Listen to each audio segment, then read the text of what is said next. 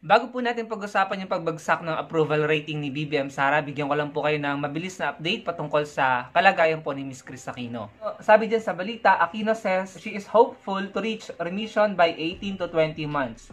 Hindi ko masyadong naiintindihan kung anong ibig sabihin nun, no? Pero parang tunog good news, no?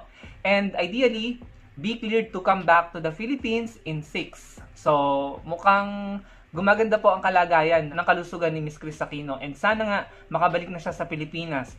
Sabi diyan nakalagay, be cleared to come back to the Philippines in 6, siguro in 6 months, ibig sabihin.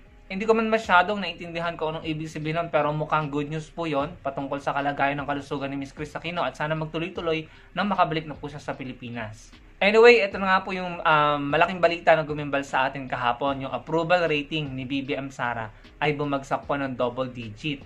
Ang sabi dyan sa balita, President Ferdinand Marcos Jr. and Vice President Sara Duterte suffered double-digit drops in approval ratings in the last Pulse Asia survey. Marcos numbers down from 85 in June to 60 in September. Malaking ibinagsak nun.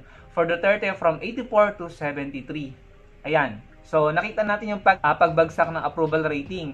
Huwag na po tayong pumunta sa technicality ng balitang yan, siguro bilang mga ordinaryong Pilipino, pag-usapan na lang natin ano yung naging reason kung bakit bumagsak yung approval rating nila. At hindi basta-basta bumagsak ha, 2 digit po ang binagsak, no? Malaking impact po yan at negative impact po yan para sa kanilang dalawa.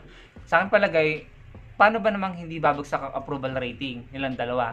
Habang tumataas ang paghingi ng pondo ng iba't ibang ahensya, nilang dalawa din, yung travel expenses si BBM, yung confidential fund ni Sara, tumaas yung demand nila sa mga pondo, no? Yung pinaka-latest nga, na i-reallocate na lang yung confidential fund ng OVP at saka ng DepEd. So, habang tumataas yung pondo na hinihingi nila, travel expenses, confidential fund, Intel fund, yada-yada, bumababa naman ang kalidad ng pamumuhay ng karamihan sa mga Pilipino. Sabi nga dito, ayan, no? Okta Research, maraming pamilyang Pilipino ang tinuturing ang kanilang sarili na mahirap or siguro yung sinasabing below poverty, no? So kung ganyan tumataas ang demand ng pondo ng ating pamahalaan, ng ating presidente, vice president at iba't ibang ahensya ng gobyerno, dapat yung kalidad ng pamumuhay, kaginhawaan ng mga Pilipino, dapat nararanasan din. Kung hindi nararanasan, natural na yung mga Pilipino kapag natanong mo patungkol sa tiwala nila, trust, approval, patungkol kay BBM at Inday Sara, natural, magiging negatibo sila sa kanilang response, diba? Kagaya nito, MTRCB, humihingi ng karagdagang 5 million na pondo. MTRCB, yung kay Lala Soto, di ba sila yung nagpa-suspend sa It's Showtime, no? Dinenay yung motion for reconsideration. So, ayan, humihingi ng additional 5 million na pondo. Binasa ko ng pahapyaw, I think gagamitin nila yun para bigyan ng reward yung mga official nila or mga empleyado na uma-attend ng meeting. Napaka-babaw naman na reason yun para po sa akin, kung yun nga ang reason nila, no? Kung bibigyan nila ng reward yung mga empleyado nila na uma-attend ng meeting, teka, tanungin natin sila, no? Hindi ba trabaho nila yan na uma-attend ng meeting na bilang empleyado ng MTRCB? Di ba dapat nagtatrabaho sila? Bakit parang kailangan pa silang bigyan ng reward para gawin pa yung trabaho nila? Considering na sumisweldo na sila. Hindi po ba?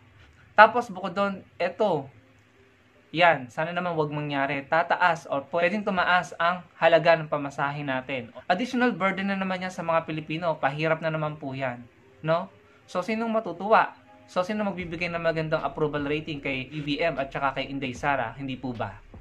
Bukod dyan, ayan, tumaas na naman po ang utang ng Pilipinas.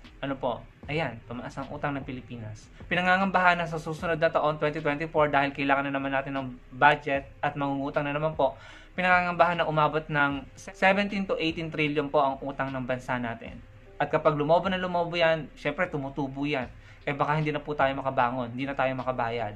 Lalo na kung hindi naman gumaganda ang kita ng government, yung tax collection. Ito nga yung sinasabi ko sa inyo, Marami na siguro Pilipinong napikon na talagang umiiwas na gumastos, umiiwas mag-travel, umiiwas kumain sa mga restaurant, umiiwas bumili ng hindi nila kailangan dahil gusto nilang umiwas sa value-added tax. Paano nga naman? Hindi naman tayo nakakakita ng transparency sa kanilang paggamit sa pondong tayo naman ang nag-aambag. Hindi po ba? No? So, yung mga Pilipino, umiiwas na, no? Yung pagbayad ng tax, ITR, hindi natin maiiwasan yan, pero pwede nating iwasan ang pagbabayad ng value-added tax sa pag-iwas sa paggastos, Kasi nga naman nakakapikon. Sino matutuwa na tinatanong kayo kung paano nyo ginagamit ang pondo, tila umiiwas sa tanong at tila ayaw bigyan ng matinong impormasyon ang mga Pilipino. Tapos, yung mga ahensya na hindi naman dapat humahawak ng confidential fund, humahawak ng confidential fund. So, nakakaramdam ang mga Pilipino, lalo na yung matatalinong Pilipino na parang may mali, no? Ang problema kapag lumaki ang utang dahil maliit ang kita ng gobyerno sa pagkolekta ng tax, no? Sa kanilang mga kinikita ng mga kumpanya ng gobyerno natin, mga korporasyon ng gobyerno natin. Kapag lumit ang kita nila, ang magiging solusyon nila is mangutang para magkaroon ng pondo. So, at the end of the day, tayo pa rin mga Pilipino ang magsasuffer. Yun lang po ang nakakalungkot na katotohanan. Anyway, sa ibang balita, ito po, ayan, kumakalat po ang picture na yan ni Senior Aguila kasama po ang ilan sa ating mga senador. Buti na lang hindi ko nakita na may picture siya kasama si Senator Risa at iba pang opposition senator, no? Talagang nakaka-turn off po, no? Pero itong mga senators na to nakasama ni Senior Aguila, na si Senior Aguila na allegedly ang dami pong reklamo sa kanya, di po ba? So, yung mga senator na yan na nagpa-picture kasama si Senior Aguila, siguro pinagbigyan na lang nila yung tao, yung bata, na nag-request sa kanila ng picture, no? Hindi, syempre, pangit naman tignan kung i-deny nila or magsusuplado or magsusuplada. Kaso kung ang isang tao ay nasasangkot di umano sa mga pang-aabuso or mga reklamo na talaga namang seryosong reklamo, no? Parang kahit ako, senador ako at lalapit ka sa akin, na magpapapicture ka sa akin, sasabihin ko na lang siguro with respect na, teka muna, i-clear mo muna yung pangalan mo, dahil hindi naman sa nagiging suplado tayo, pero gusto ko lang na walang mag-ingat dahil malikot po ang imagination ng mga tao. Kagaya niyan, yung mga picture na yan ay trending po sa social media. Kung babasahin niyo po ang mga komento ng mga tao, may tumatawa, may nagpapahayag ng pagkagalit at pagkadismaya, pagkadisappoint, no? So, sinong magsasuffer? Mga imahe ng mga senator na ito. Pero para sa akin, hindi ko rin sila masisisi kung sila naman ay nagbigay lamang, no, ng kahilingan nitong taong ito ni Senior Aguila. Pero yun na nga, ang sa akin, kung ako tatanungin, ayusin muna natin yung problema mo, i-clear muna natin yung pangalan mo, huwag mong unahin yung pagpapapicture dahil naandito ka sa Senado dahil sa seryosong akusasyon at reklamo sa'yo or patungkol sa'yo. So, wag mong unahin itong mga ganitong bagay na irrelevant sa reason kung bakit ka na andito sa Senado. Wag mong unahin yung mga pagpapapicture. Ano po? Yun lamang po ang aking reaction dyan. Kayo, ano pong masasabi nyo sa mga binahagi ko sa inyo sa araw na to?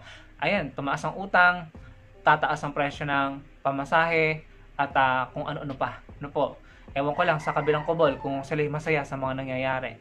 Ano pong masasabi nyo? Sana po yung makapag-comment kayo, babasahin ko yan isa-isa. At malike nyo po sana ang video at magkita-kita po tayo sa susunod kong video. Salamat po.